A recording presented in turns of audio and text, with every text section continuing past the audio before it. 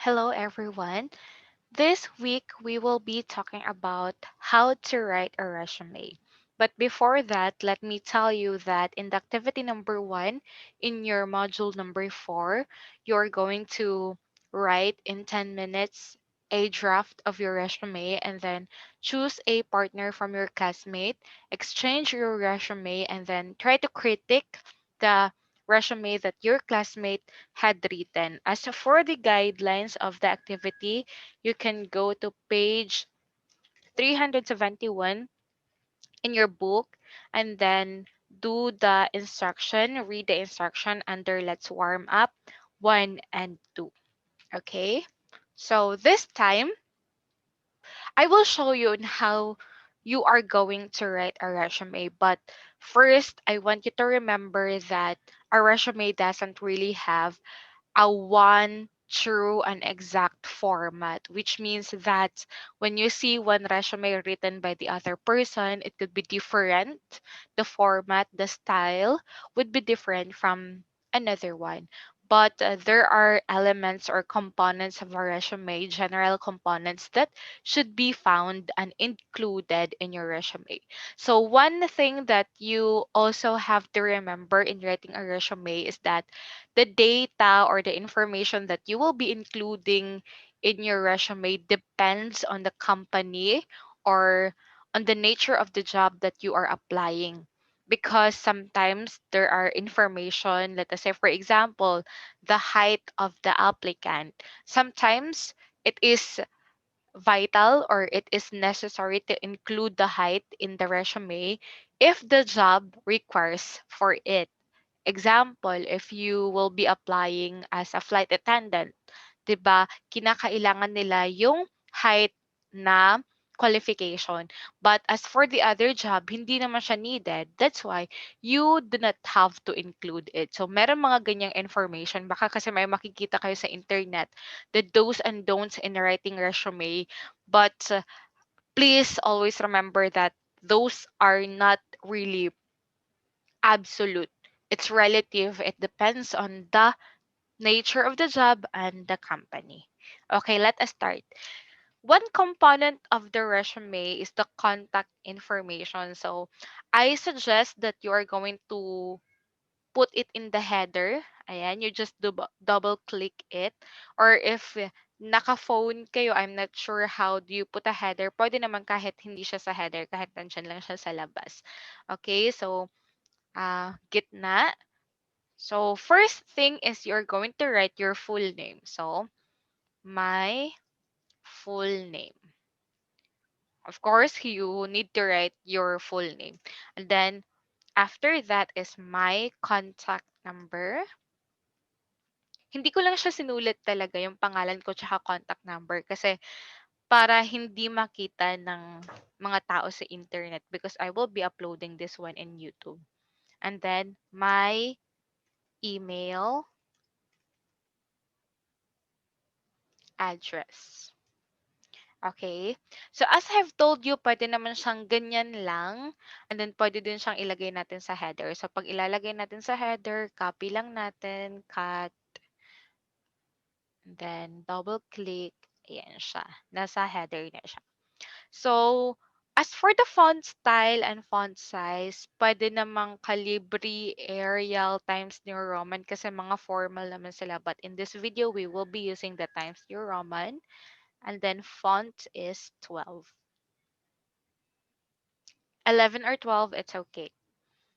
And then after that one, in your book on page 373, it says that you're going to write the summary of qualifications. But of course, you are still assuming that you are still a fresh graduate in college, so wala pa kayong work experience. So let us omit that part.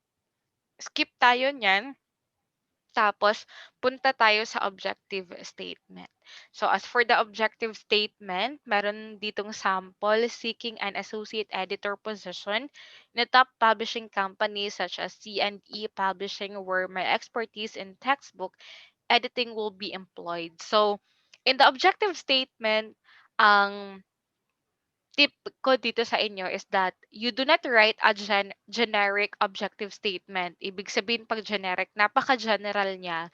Tapos parang wala siyang specific company, wala siyang specific position na ina-applyan. So sa objective statement, halimbawa, kung nag-apply ka sa 3 company tapos iba't ibang company 'yon, una is sa publishing company, gusto mo mag-apply sa publishing company, tapos pangalawa is gusto mo ding i-try mag-apply sa call center. Then pangatlo, gusto mong i-try mag-apply sa um, office or a secretary position. So, iba-iba yung objective statement mo dapat sa resume mo. Dapat nakaspecify siya doon sa company or sa job na ina-applyan mo. Okay? So, please remember that one. Objective statement, copy, I'll just put here, this is my objective state. I'm just showing you the format of the resume. So, pwede din natin siyang ayan, sa gitna. Kahit na hindi mo na siya lagyan ng objective statement na naka-bold na label, so, pwede mo siya italicize. Italic natin. And then, be consistent with the font style and font size. Okay.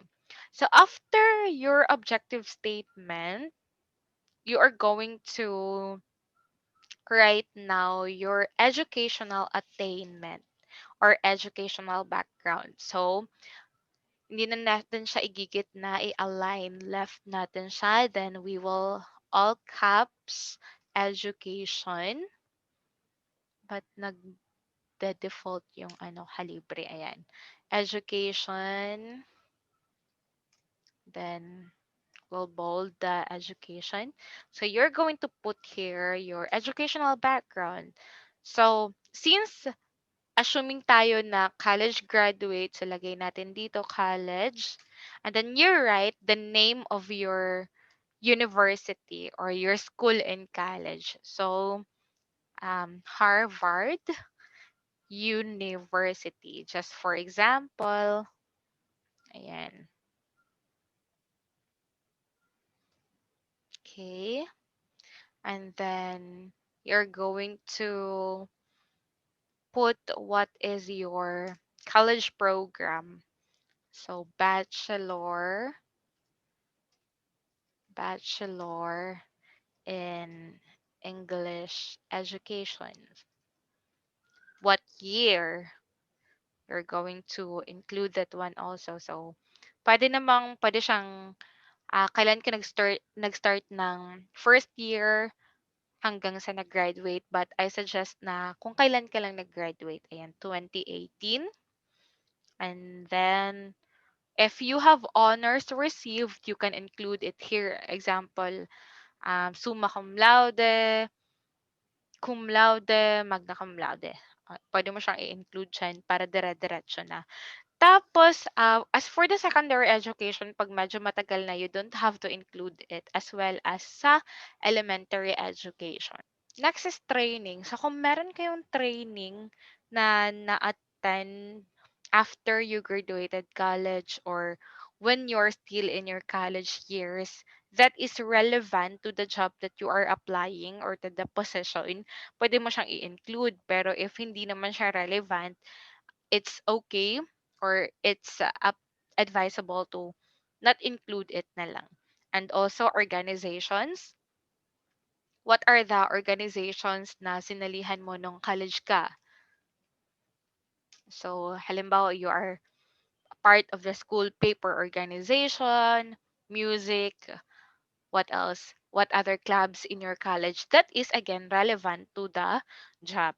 So, after that, let us say for example, nakapag-take ka na ng licensure examination, pero usually kasi pag fresh grad, like you just graduated tapos nag-apply ka ng trabaho, hindi ka pa nakapag-take ng board exam. So, hindi muna natin siya isasama. And also, pwede nating i-include yung pre-professional experience. Kasi 'di ba kanina, pinapalagay kung ano yung mga professional experience meron ka. Since again, we are talking about being a fresh graduate here, so pre-professional experience yung ilalagay natin. So dito, ano yung ilalagay natin dito? So, ano ba yung mga experience mo sa college ka na relevant naman siya sa job na applyan mo. So, as for me, for example, nung nag-college kami, meron kaming student teacher training. So, pwede ko siyang ilalagay dyan. So, student, student teacher training. Ayan. And also, kung nag-tutorial ka, so, tutor. And then, dito ilalagay mo student teacher training, anong school. So, or kung saan ka nag-training, tapos anong year. Where, then when. Tutor, the same din, ilalagay mo din where and when. So, pwede mo siya i-bullet type. So, bullet natin to. Tutor. Ayan. Diyan yan siya. Tapos ito din, bullet type. Kasi dalawa na siya, di ba? Okay. Next to that is seminars na na-attend mo.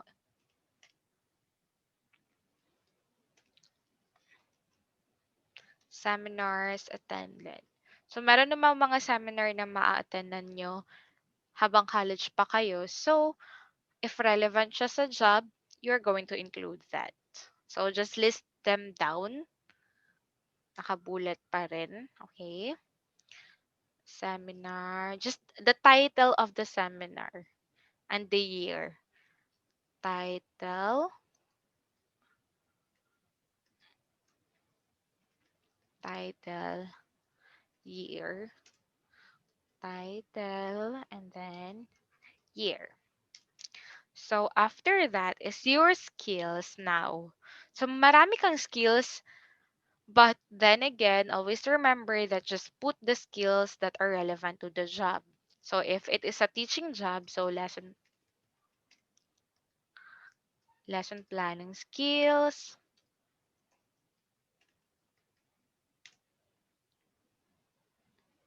designing instructional materials. Basta, again, remember kung ano lang yung relevant sa job. So, kung skill ko na magaling akong magluto tapos hindi naman ako mag-a-apply as a cooking teacher, so I don't have to include that. What else? You can also separate the personal skill that you have, pero pwede din namang isama mo na lang dito. Pero I just opted to separate it. So, ano ba yung personal skills? Halimbawa, good attitude. Kasi, syempre, mahalaga din yan sa workplace. Example, good written and communication skills. Kasi pag teacher ka, you need to have a good written and communication skills. And so on.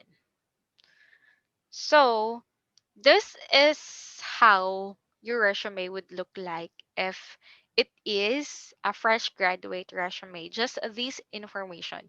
Okay? Your full name, your contact number, your email address.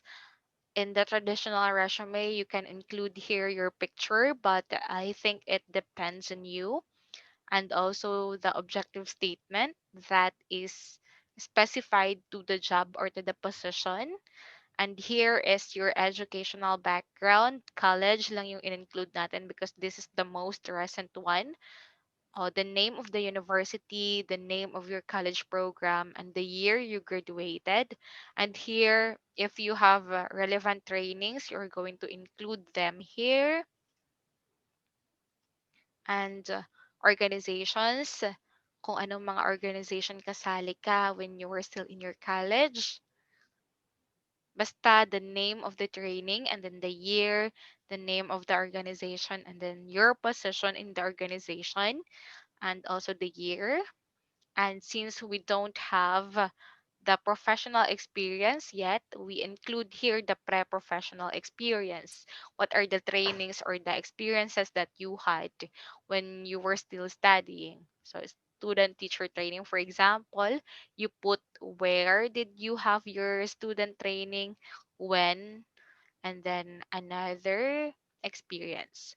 Seminars attended, what is the title of the seminar and the year? Just the most recent one. Then the skills that are relevant to the job, and another skills is the personal skills that you have that is useful in the job that you are applying.